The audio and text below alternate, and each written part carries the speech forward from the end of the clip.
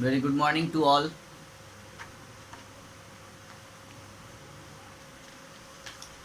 कल हम लोगों ने क्वेश्चन आंसर को कंप्लीट कर लिया है ना।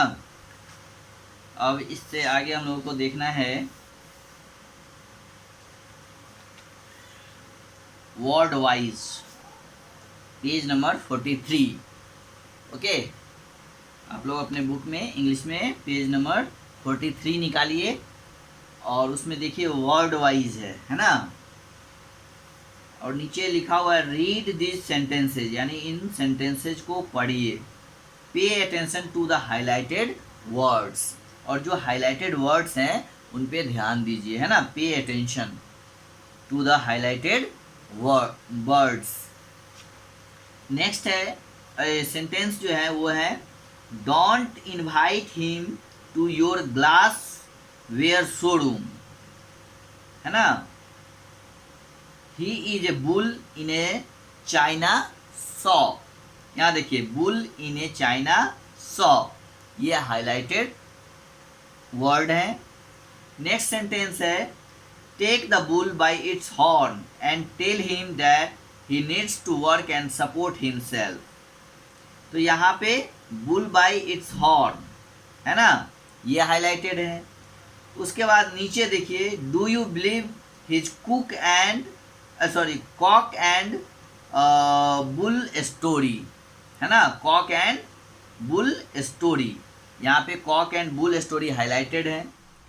Okay, can you guess the meaning of these words, करा कि क्या आप इन वर्ड्स के जो मीनिंग है उसको गेस कर सकते हैं। These highlighted words are idioms, ये आइडम्स हैं यानी मुहावरे हैं, कहावतें हैं, है ना, इंग्लिश में। तो आइडम्स क्या होते हैं। An idioms is a group of words that uses acquires a meaning that is not usually literal, है ना।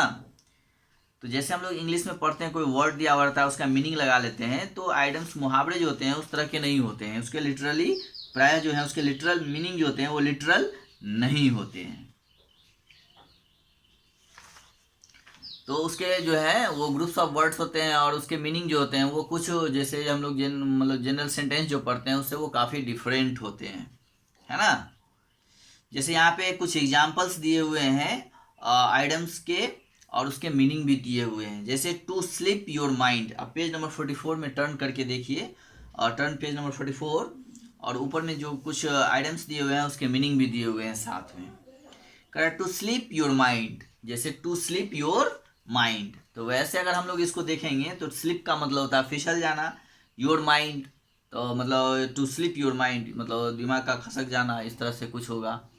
लेकिन इसका यहाँ पे मीनिंग वो नहीं है, यहाँ पे है टू फॉरगेट, यानी फॉरगेट मतलब भूल जाना, है ना। टू स्लिप योर माइंड यानी मीनिंग इसके होंगे टू फॉरगेट यानी भूल जाना। नेक्स्ट है to give someone the cold shoulder. अब देखिए टू गिव समवन यानी किसी को कुछ देना, द कोल्ड मतलब ठंडा और सोल्जर मीन्स तो जानते ही कंधा। तो लेकिन इसका मीनिंग हम इस तरह से नहीं लगा सकते हैं, इसके मीनिंग जो होते हैं वो अलग होते हैं। तो इसकी मीनिंग क्या है, जैसे टू इग्नोर समवन यानी किसी को इग्नोर करना, है ना, किसी को इग्नोर करना। उसके बाद नेक्स्ट है टू सी आई टू आई, है ना, टू सी आई टू आई मतलब किसी को आंख में आंख डाल के देखना। इसका मतलब होता है कि टू एग्री यानी सहमत होना, किसी बात के लिए सहमति होना, है ना। टू सी आई टू आई का मीनिंग जो होगा टू एग्री यानी सहमति होना, सहमत होना, एग्री हो जाना, है ना। To call it a day means to stop doing something, यहाँ पे to call it a day इसका मीनिंग होगा to stop doing something, right, यानी किसी भी काम को करने से रोकना, to stop doing something. Okay, फिर नेक्स्ट है at the drop of a hat, इसका मतलब होगा इंस्टेंटली मतलब हाथों हाथ यानी या तुरंत, इस तरह से आप कह सकते हैं, है ना। तो eight the drop of hat, तो वैसे अगर हम लोग इसका मीनिंग लगाएंगे तो वो कुछ अलग ही निकल जाएगा, लेकिन इसके मीनिंग आइडम्स जो होते हैं उसके मीनिंग कुछ लिटरली अलग होते हैं।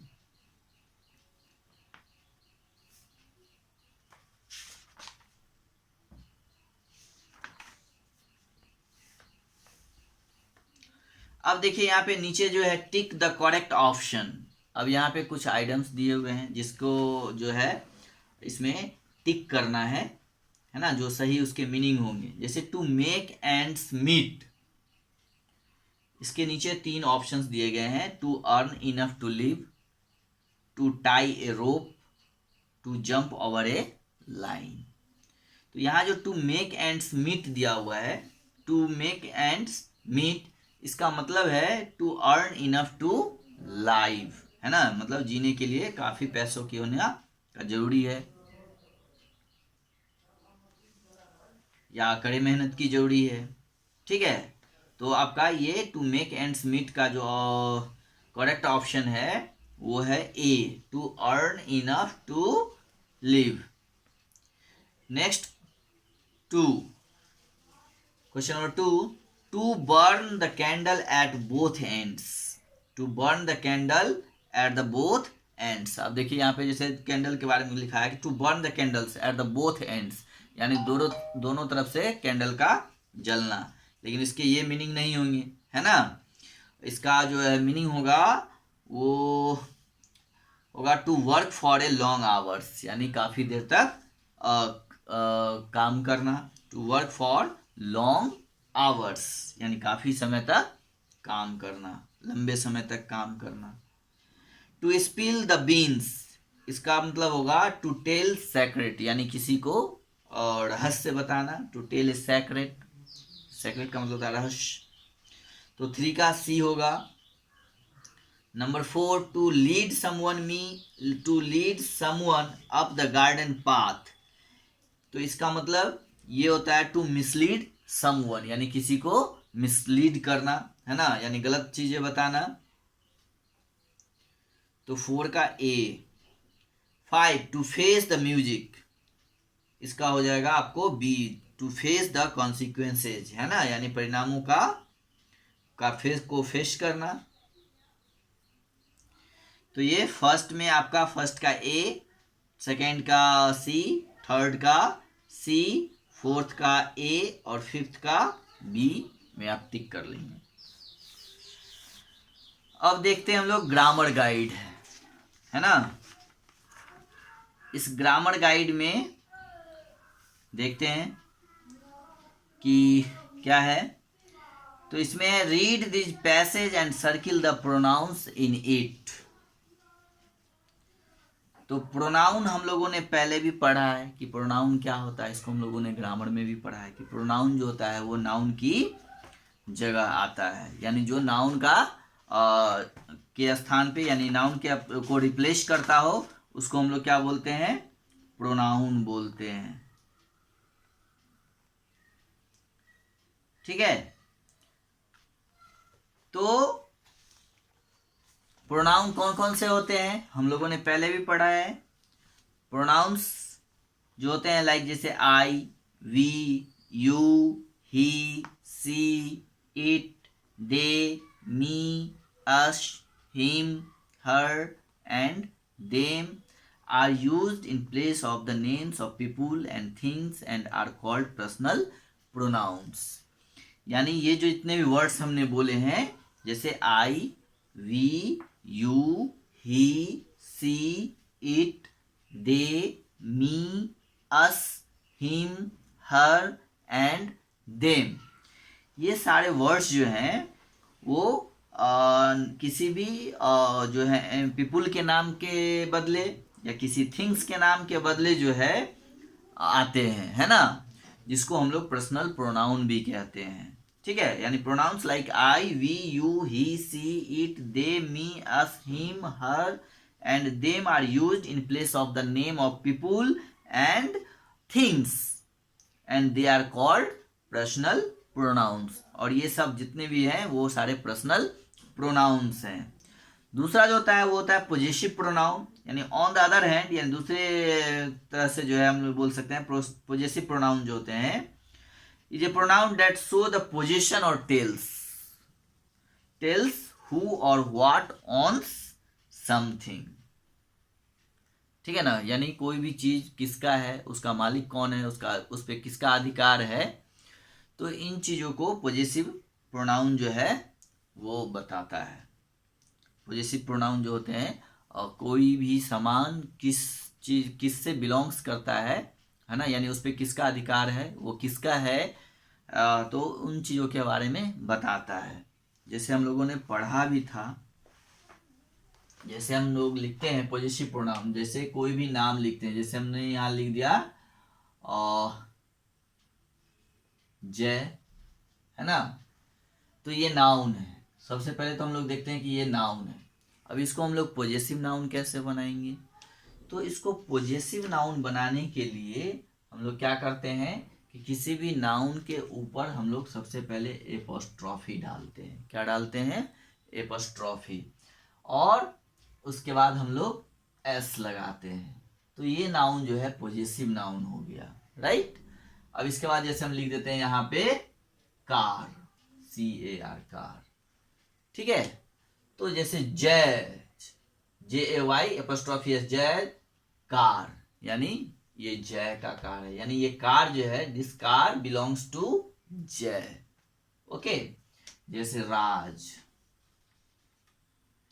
इस पे एपोस्ट्रॉफी लगा दिए, है ना। अब यहां लिख दिए और जैसे हाउस, राइट। तो ये क्या हो गया कि ये मतलब ये हाउस जो है, हाउस बिलोंग्स टू राज, यानी ये राज का हाउस, यानी राज का घर, यानी इस घर का मालिक कौन? तो राज, है ना। इस कार का मालिक कौन? यानी इस कार पे किसका अधिकार? तो जय। तो ये पॉजेसिव प्रोनाउंस होते हैं। तो ये पॉजेसिव नाउन्स होते हैं, ठीक है। अब देखना है हम लोग को पॉजेसिव प्रोनाउन। तो possessive pronouns on the other hand is a pronoun that shows the position or tells who or what on something, ठीक है। अब देखिए, पहले हम लोग देखते हैं नीचे जो सेंटेंस दिया हुआ है, now identify 3 personal pronouns from the story, है ना। Now identify 3 personal pronoun from the story. अब कह रहा कि इसमें से 3 जो है पर्सनल प्रोनाउन आपको ढूंढने हैं स्टोरी से। तो उसमें हम लोग पहले देखते हैं, जैसे टॉम टर्न टुवर्ड्स हिम, एक तो आपका हिम हो गया, है ना, personal pronoun. With A slowly rising flush of anger in his face, ठीक है। तो एक तो हिज हो गया। नेक्स्ट है 300 pounds under the most favourable market conditions that he, अब एक ही भी आ गया। तो ये आपका क्या हो गया? ही जो है आपका पर्सनल प्रोनाउन हो गया, है ना। He could imagine Clover ferry the alive and moving bull of his would hardly fetch 100। तो ये 3 जो है पर्सनल प्रोनाउन ऊपर में दिए हुए हैं स्टोरी में। अब नीचे हम लोग को देखना है क्वेश्चन नंबर C2, जैसे रीड दीज सेंटेंसेज। यहाँ पे this is a bull, that is a painting of bull, these are paintbrush I bought yesterday, those are Tom Fields, okay। तो ये सब वर्ड है, जैसे इसमें this, that, these, those, ये हम लोगों ने पहले भी पढ़ा है कि this क्या होता है। तो this का यूज जो है हम लोग किसी भी चीज को जो है जो नजदीक होता है, यानी we use this to point to a person, a place, an animal or things which is near us, है ना। तो जो अब हम लोग we use is with this, है ना। तो हम लोग दिस का यूज करते हैं, यानी कोई भी चीज जब पास में हो, कोई पर्सन हो या एनिमल हो या फिर कोई थिंग्स हो जो हमारे आसपास हो, तो उनको बताने के लिए हम लोग दिस का यूज करते हैं, ओके। उसके बाद नेक्स्ट है आपका that, that is a painting, है ना। जैसे that is a painting of bull, तो डैट का यूज जो है हम लोग, आप लोग बुक पे ध्यान देंगे, डैट का यूज जो है हम लोग we use that to point a person, place, an animal और a thing which is far away from us, है ना। यानी डैट का यूज हम लोग तब करते हैं उन चीज़ों को बताने के लिए, उन चीज़ों को पॉइंट आउट करने के लिए जो हमारे जो हमसे थोड़ी दूरी पे हो, है ना। चाहे वो पर्सन हो, प्लेस, चाहे वो कोई प्लेस हो या कोई एनिमल हो या कोई थिंग्स हो, तो जो हमसे कुछ दूरी पे है, फार अवे है, विच is far away from us, okay. जो हमसे काफ़ी दूरी पे होते हैं, यानी कुछ दूरी पे होते हैं, तो उन चीज़ों को बताने के लिए हम लोग जो है क्या करते हैं, डैट का यूज करते हैं। ओके, इसी तरह फिर these are paint brush I bought yesterday. तो दीज का यूज जो है हम लोग, we use this to point to more than one person, है ना। और जो है ये प्लूरल फॉर्म्स होता है, यानी एक से जब ज़्यादा चीज़ें होती हैं, मोर देन वन पर्सन, या प्लेस और थिंग्स, है ना। Things which are near us, जब वो हमारे आसपास हो, नज़दीक हो, तो हम लोग कोई सिंगल चीज़ को बताने के लिए दिस का यूज करते हैं। अगर एक से ज़्यादा हो जाए, यानी मोर देन वन हो जाए, तो फिर हम लोग दिज का यूज करते हैं, THESE, दिज का यूज करते हैं, राइट। तो हम लोग दिज का यूज करते हैं। नेक्स्ट है दोज आर टॉम्स फील्ड, है ना। तो those we use those to point out more than one things. इसका भी यूज हम लोग एक से ज्यादा चीजों के लिए बताने के लिए करते हैं। लेकिन ये जो है दिस जो है, जैसे दिस का यूज हम लोगों ने बोला कि जो नजदीक के चीजों के लिए होगा, दिज का भी जो है नजदीक चीजों के लिए होगा। इसी तरह दोज का यूज जो है वो दूर के चीजों के लिए, और वो प्लूरल फॉर्म में, जब कोई चीज एक से ज्यादा हो, यानी मोर देन वन पर्सन, प्लेस और एनिमल्स और थिंग्स को जब पॉइंट आउट करना हो और वो हमसे दूरी पे हो, तो हम लोग फिर दोज का यूज करते हैं, है ना। तो दोज जो है वो डिस्टेंस को बताता है, यानी दूरी पे अगर कोई चीज़ बता रहे हैं, दूरी से दूर से, या हमसे कोई चीज़ दूर है, तो उसके लिए हम लोग, अगर वो प्लूरल फॉर्म में है, तो हम लोग उसके लिए दोज का यूज करेंगे। अगर नज़दीक में है, नज़दीक में कोई चीज़ें हैं, तो उसके लिए हम लोग दिज का यूज करेंगे, है ना, प्लूरल फॉर्म में। अगर सिंगुलर है तो दिस का, और दूर के लिए फिर डैट का यूज करते हैं। तो यहाँ पे दिस इज ए बुल, यानी यह एक बुल है। That is a painting of bull, यानी that is a painting of bull, यानी बता रहा है कि दूरी पे कोई चीज दिखा के कि that is a painting of bull, है ना, यानी वो बुल का पेंटिंग है। These are the paint brush I bought yesterday, यानी ये सब जो है पेंट ब्रश मैंने कल खरीदा है। 2000 टॉम फील्ड्स, अब हम दिखा रहे हैं उंगली दिखे कि वो जो फील्ड्स है वो टॉम का फील्ड है ना। तो टॉम्स फील्ड, यहाँ देख रहे हैं ना, ये सब क्या है, टॉम फील्ड्स हैं। तो उनके तो दूरी को बताने के लिए हम लोग दीज एंड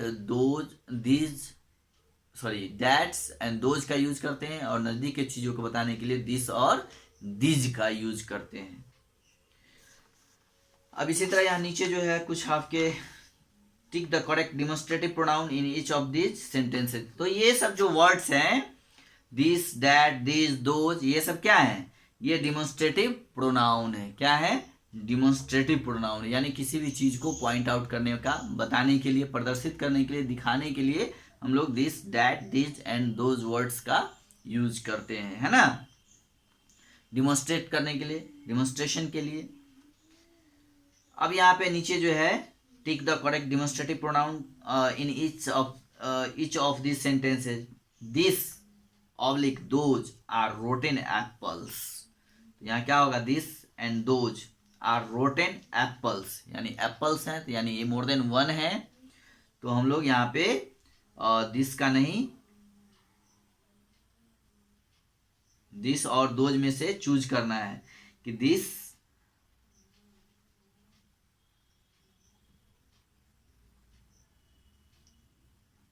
और दिस इज होता है, दिस आर नहीं होता है, तो सबसे पहले तो दिस कैंसिल हो जाएगा, तो दोज आर ही होंगे, यानी मोर देन वन है, तो those are rotten apples.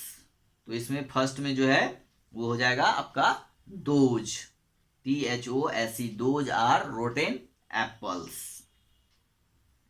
Next है this and this have a lovely smell. This and this have a lovely smell, तो ये हो जाएगा इसमें this have a lovely smell, है ना। Third, this and this is an unbelievable story, an लगा हुआ यानी एक सिंगल, तो दिस ही होगा, this is an unbelievable story, है ना, इसमें थर्ड में दिस होगा। फोर्थ में है दैट और those sounds like an aeroplane, यानी that sounds like an aeroplane, वो जो साउंड्स है वो एरोप्लेन के जैसा है। These oranges are bigger than that.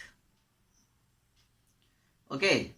6, these mangoes taste bad but this taste good. तो 6 में आपका दिस होगा, 5 में डैट होगा, 4 में भी डैट होगा, 3 में दिस होगा और 2 में दिस होगा, फिर 1 में दोज होंगे। यानी 1 में दोज, सेकेंड में दिस, थर्ड में दिस, फोर्थ में डैट, फिफ्थ में डैट और 6 में दिस।